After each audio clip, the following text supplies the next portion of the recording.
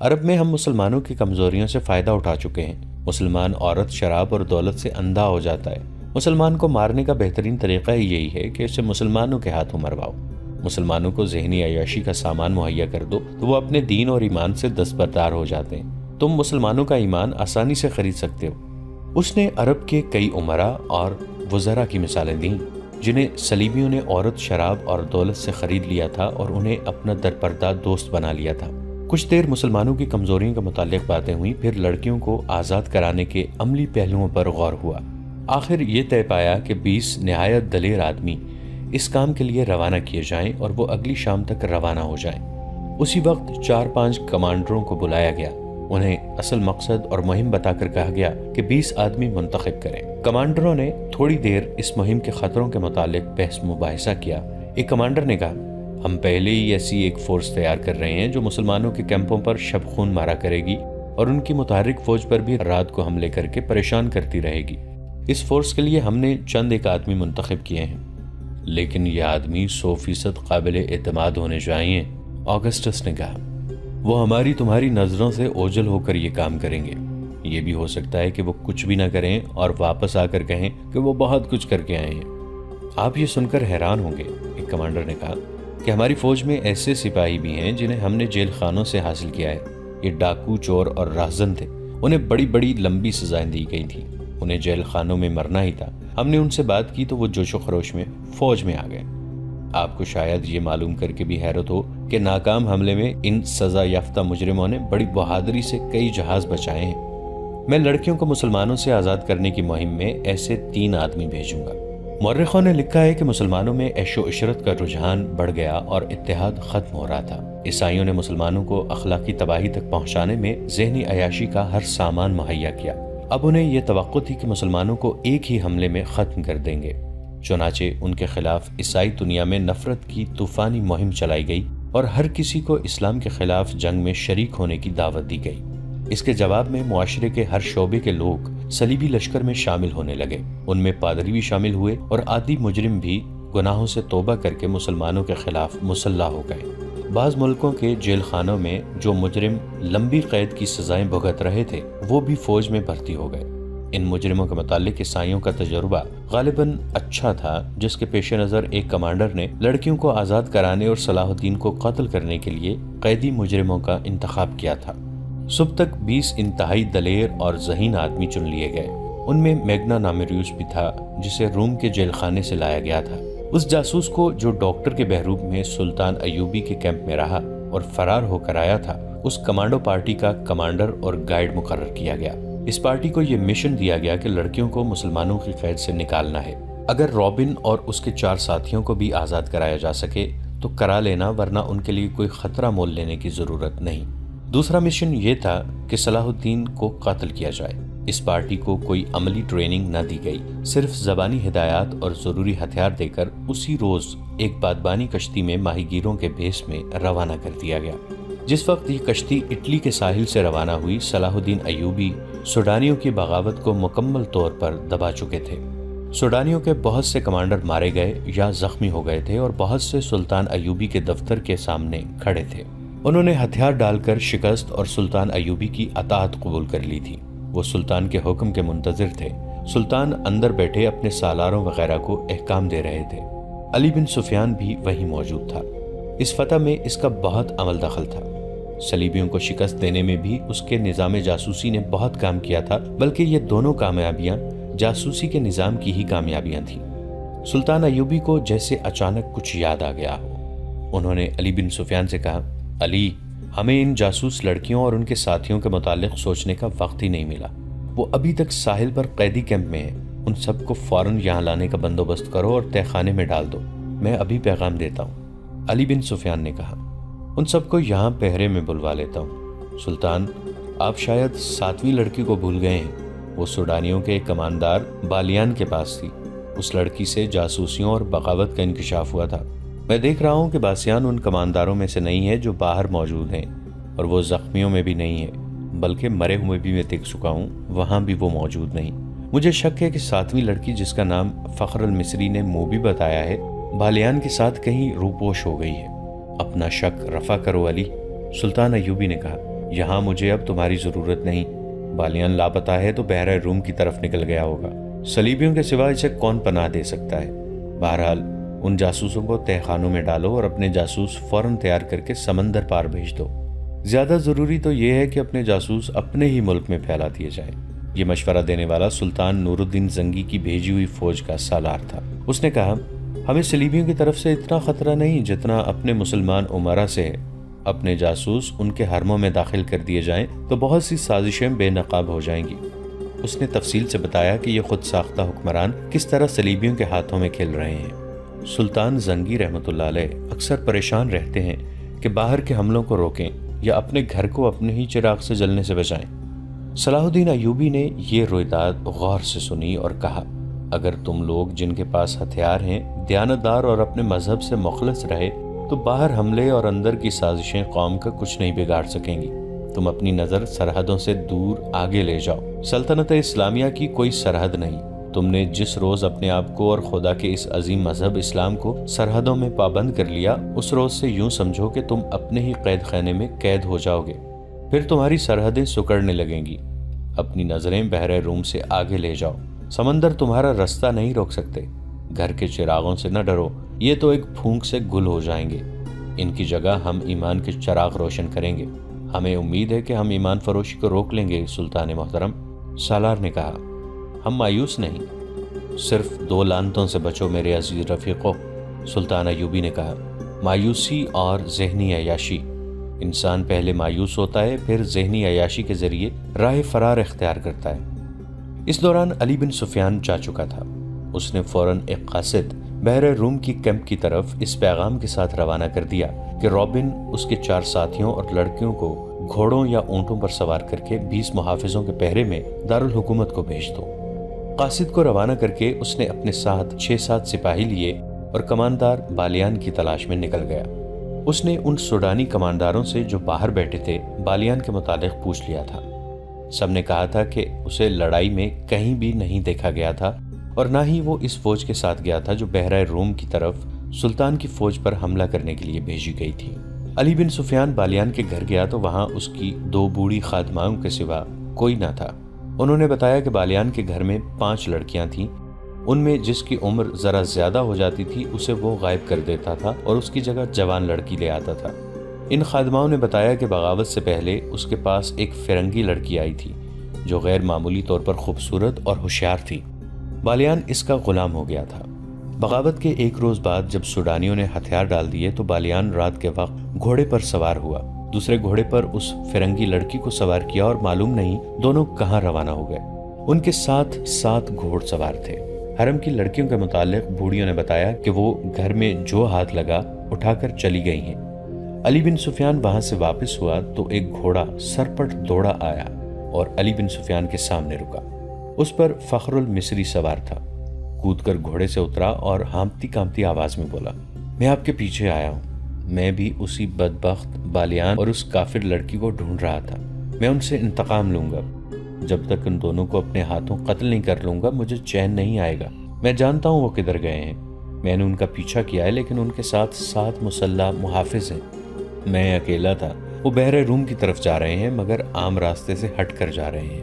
اس نے علی بن سفیان کے گھٹنوں پر ہاتھ رکھ کر کہا، خدا کے لیے مجھے صرف 4 سپاہی دے دیں۔ میں ان کے تعاقب میں جاؤں گا اور انہیں ختم کر کے آؤں گا۔ علی بن سفیان نے اسے اس وعدے سے ٹھنڈا کیا کہ وہ اسے 4 کی بجائے 20 سوار دے گا۔ وہ ساحل سے آگے اتنی جلدی نہیں جا سکتے، میرے ساتھ رہو۔ علی بن سفیان مطمئن ہو گیا کہ یہ تو پتہ چل گیا ہے کہ وہ کس طرف گئے ہیں۔ اس وقت بالیان اس صلیبی لڑکی کے ساتھ جس کا نام موبی تھا ساحل کی طرف جانے والے عام راستے سے ہٹ کر دور جا چکا تھا۔ ان علاقوں سے وہ اچھی طرح واقف تھا۔ اسے معلوم نہیں تھا کہ سوڈانی فوج اور اس کے کمانداروں کو صلاح الدین ایوبی نے معافی دے دی ہے۔ ایک تو وہ سلطان کے عتاب سے بھاگ رہا تھا اور دوسرے یہ کہ وہ موبی جیسی حسین لڑکی کو نہیں چھوڑنا چاہتا تھا۔ وہ سمجھتا تھا کہ دنیا کی حسین لڑکیاں صرف مصر اور سوڈان میں ہی ہیں، مگر اٹلی کی اس لڑکی کے حسن اور دلکشی نے اسے اندھا کر دیا تھا۔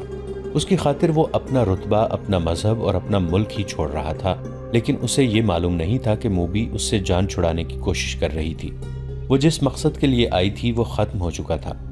گو مقصد تباہ ہو گیا تھا، تاہم موبی اپنا کام کر چکی تھی۔ اس کے لیے اس نے اپنے جسم اور اپنی عزت کی قربانی دی تھی۔ وہ ابھی تک اپنی عمر سے دگنی عمر کے آدمی کی عیاشی کا ذریعہ بنی ہوئی تھی۔ بالیان اس خوش فہمی میں مبتلا تھا کہ موبی اسے بری طرح چاہتی ہے، مگر موبی اس سے نفرت کرتی تھی۔ وہ چونکہ مجبور تھی اس لیے اکیلی بھاگ نہیں سکتی تھی۔ وہ اس مقصد کے لیے بالیان کو ساتھ لیے ہوئے تھی کہ اسے اپنی حفاظت کی ضرورت تھی۔ اسے بحیرہ روم پار کرنا تھا یا رابن تک پہنچنا تھا۔ اسے معلوم نہیں تھا کہ رابن اور اس کے ساتھی جو تاجروں کے بیس میں تھے پکڑے جا چکے ہیں۔ اس مجبوری کے تحت وہ بالیان کے ہاتھ میں کھلونا بنی ہوئی تھی۔ وہ کئی بار اسے کہہ چکی تھی کہ تیز چلو اور پڑاؤ کم کرو ورنہ پکڑے جائیں گے، لیکن بالیان جہاں اچھی سایہ دار جگہ دیکھتا رک جاتا۔ اس نے شراب کا ذخیرہ اپنے ساتھ رکھ لیا تھا۔ ایک رات موبی نے ایک ترکیب سوچی۔ اس نے بالیان کو اتنی زیادہ پلا دی کہ وہ بے سدھ ہو گیا۔ ان کے ساتھ جو 7 محافظ تھے وہ کچھ پرے سو گئے تھے۔ موبی نے دیکھا تھا کہ ان میں ایک ایسا ہے جو جوان ہے اور سب پر چھایا رہتا ہے۔ بالیان زیادہ تر اسی کے ساتھ ہر بات کیا کرتا تھا۔ موبی نے اسے جگایا اور تھوڑی دور لے گئی۔ اسے کہا، تم اچھی طرح جانتے ہو کہ میں کون ہوں، کہاں سے آئی ہوں اور یہاں کیوں آئی تھی۔ میں تم لوگوں کے لیے مدد لائی تھی تاکہ تم صلاح الدین ایوبی جیسے غیر ملکیوں سے آزاد ہو جاؤ، مگر تمہارا یہ کماندار بالیان اس قدر عیاش آدمی ہے کہ اس نے شراب پی کر بدمست ہو کر میرے جسم کے ساتھ کھیلنا شروع کر دیا۔ بجائے اس کے کہ وہ عقل مندی سے بغاوت کا منصوبہ بناتا اور فتح حاصل کرتا، اس نے مجھے اپنے حرم کی لونڈی بنا لیا اور اندھا دھند فوج کو 2 حصوں میں تقسیم کر کے ایسی لاپرواہی سے حملہ کیا کہ ایک ہی رات میں تمہاری اتنی بڑی فوج ختم ہو گئی۔ تمہاری شکست کا ذمہ دار یہ شخص ہے۔ اب یہ میرے ساتھ صرف عیاشی کے لیے جا رہا ہے اور مجھے کہتا ہے کہ میں اسے سمندر پار لے جاؤں، اسے اپنی فوج میں رتبہ دلاؤں اور اس کے ساتھ شادی کر لوں، مگر مجھے اس شخص سے نفرت ہے۔ میں نے فیصلہ کیا ہے کہ اگر مجھے شادی ہی کرنی ہے اور اپنے ملک میں لے جا کر اسے فوج میں رتبہ ہی دلوانا ہے تو مجھے ایسے آدمی کا انتخاب کرنا چاہیے جو میرے دل کو اچھا لگے، اور وہ آدمی تم ہو۔ تم جوان ہو، دلیر ہو، عقل مند ہو۔ میں نے جب سے تمہیں دیکھا ہے تمہیں چاہ رہی ہوں۔ مجھے اس بوڑھے سے بچاؤ، میں تمہاری ہوں۔ سمندر پار چلو، فوج کا رتبہ اور مال و دولت تمہارے قدموں میں ہوگا، مگر اس آدمی کو یہیں ختم کرو۔ وہ سویا ہوا ہے، اسے قتل کر دو۔ آؤ نکل چلیں یہاں سے۔ اس نے محافظ کے گلے میں باہیں ڈال دیں۔ محافظ اس کے حسن میں گرفتار ہو گیا۔ اس نے دیوانہ وار لڑکی کو اپنے بازوں میں جکڑ لیا۔ موبی اس جادوگری کی ماہر تھی۔ وہ ذرا پرے ہٹ گئی۔ محافظ اس کی طرف بڑھا تو عقب سے ایک برچھی اس کی پیٹھ میں اتر گئی۔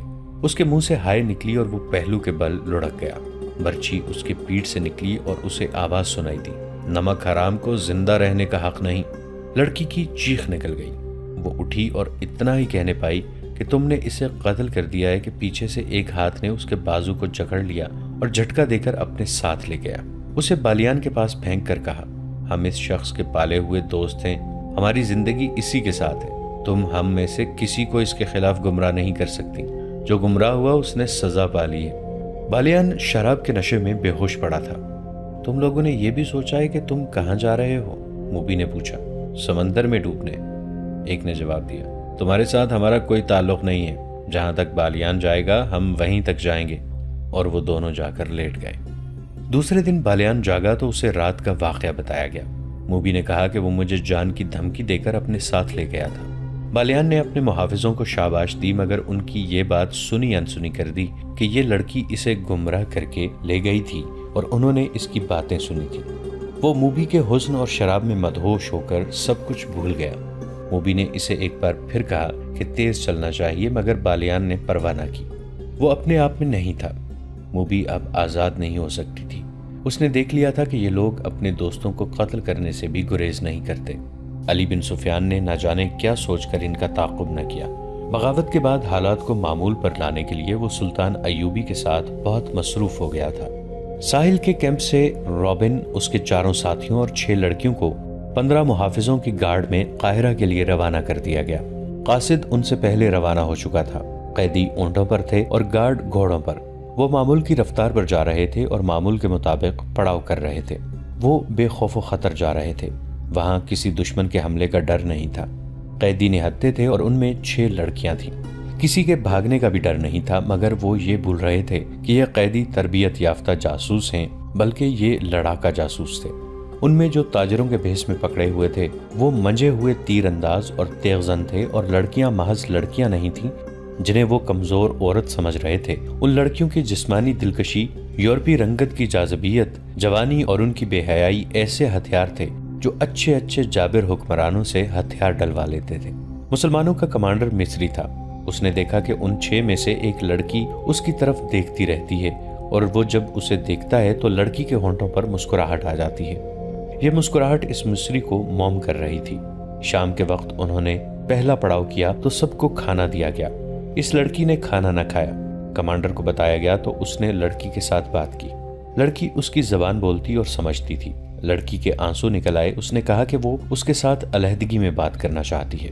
رات کو جب سب سو گئے تو کمانڈر اٹھا۔ اس نے لڑکی کو جگایا اور الگ لے گیا۔ لڑکی نے اسے بتایا کہ وہ ایک مظلوم لڑکی ہے اور اسے فوجیوں نے ایک گھر سے اغوا کیا اور اپنے ساتھ رکھا، پھر اسے جہاز میں اپنے ساتھ لائے جہاں وہ ایک افسر کی داشتہ بنی رہی۔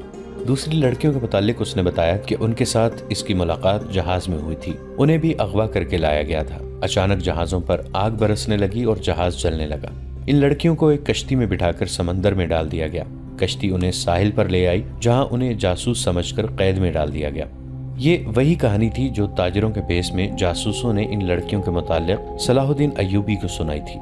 مصری گارڈ کمانڈو کو معلوم نہیں تھا، وہ یہ کہانی پہلی بار سن رہا تھا۔ اسے تو حکم ملا تھا کہ یہ خطرناک جاسوس ہیں، انہیں قاہرہ لے جا کر سلطان کے ایک خفیہ محکمے کے حوالے کرنا ہے۔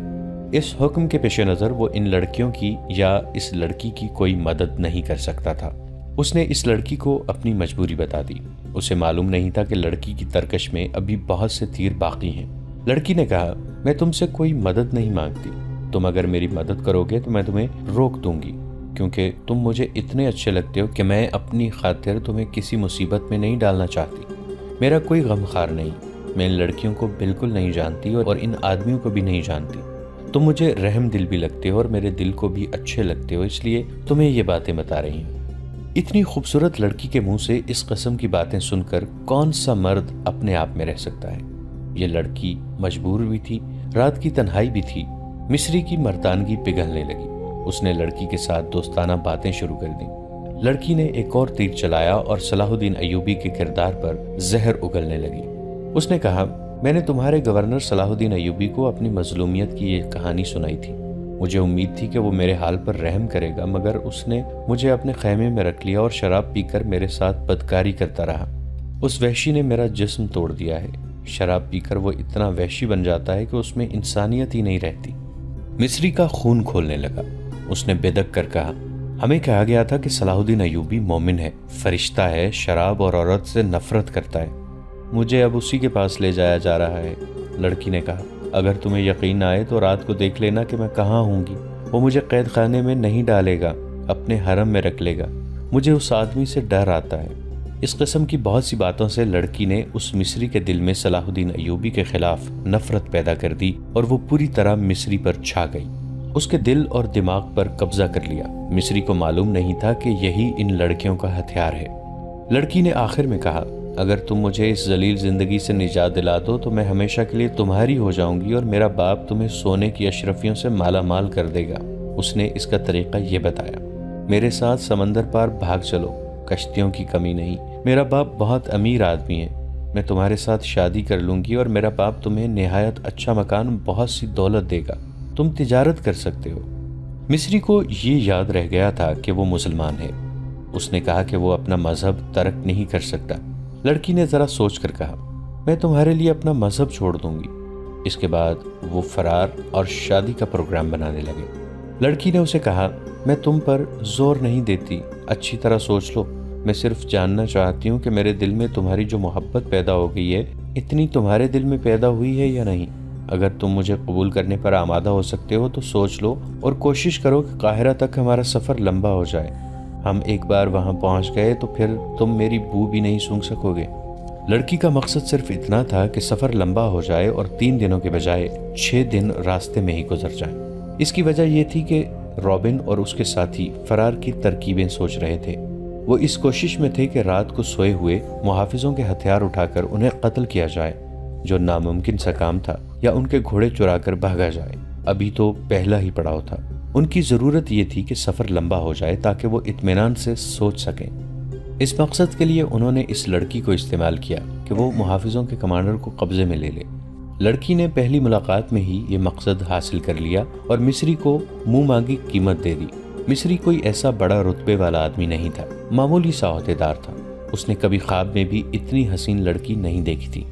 کہاں ایک جیتی جاگتی لڑکی جو اس کے تصوروں سے بھی زیادہ خوبصورت تھی اس کی لونڈی بن گئی تھی۔ وہ اپنا آپ، اپنا فرض اور اپنا مذہب ہی بھول گیا۔ وہ ایک لمحے کے لیے بھی لڑکی سے الگ نہیں ہونا چاہتا تھا۔ اس پاگل پن میں اس نے صبح کے وقت پہلا حکم یہ دیا کہ جانور بہت تھکے ہوئے ہیں، لہٰذا آج سفر نہیں ہوگا۔ محافظوں اور شتربانوں کو اس حکم سے بہت خوشی ہوئی۔ وہ محاذ کی سختیوں سے اکتائے ہوئے تھے، انہیں منزل تک پہنچنے کی کوئی جلدی نہیں تھی۔ وہ دن بھر آرام کرتے رہے، گپ شپ لگاتے رہے اور ان کا کمانڈر اس لڑکی کے پاس بیٹھا بدمست ہوتا جا رہا تھا۔ دن گزر گیا، رات آئی اور جب سب سوئے ہوئے تھے تو مصری لڑکی کو ساتھ لیے وہ دور چلا گیا۔ لڑکی نے اسے آسمان پر پہنچا دیا۔ صبح جب یہ قافلہ چلنے لگا تو مصری کمانڈر نے راستہ بدل دیا۔ اپنے دستے سے اس نے کہا کہ اس طرف اگلے پڑاؤ کے لیے بہت خوبصورت جگہ ہے، قریب ایک گاؤں بھی ہے جہاں مرغیاں اور انڈے مل جائیں گے۔ اس کا دستہ اس پر بھی خوش ہوا کہ کمانڈر انہیں عیش کرا رہا ہے۔ البتہ اس دستے میں 2 عسکری ایسے تھے جو کمانڈر کی ان حرکتوں سے خوش نہیں تھے۔ انہوں نے اسے کہا کہ ہمارے پاس خطرناک قیدی ہیں، یہ سب جاسوس ہیں، انہیں بہت جلدی حکومت کے حوالے کر دینا چاہیے، بلا وجہ سفر لمبا کرنا ٹھیک نہیں۔ مصری نے انہیں یہ کہہ کر چپ کرا دیا کہ یہ میری ذمہ داری ہے کہ جلدی پہنچوں یا دیر سے، جواب طلبی ہوئی تو مجھ سے ہوگی۔ دونوں خاموش تو ہو گئے لیکن وہ الگ جا کر آپس میں خسر پسر کرتے رہے۔ ناظرین، آج کی قسط میں اتنا ہی۔ ہماری نئی ویڈیوز سے باخبر رہنے کے لیے ہمارے اس چینل کو سبسکرائب کر کے نیچے موجود بیل آئیکن کو ضرور پریس کیجیے گا۔ آپ سے ملاقات ہوگی نئی ویڈیو کے ساتھ، تب تک کے لیے ہمارا اور آپ کا اللہ نگہبان۔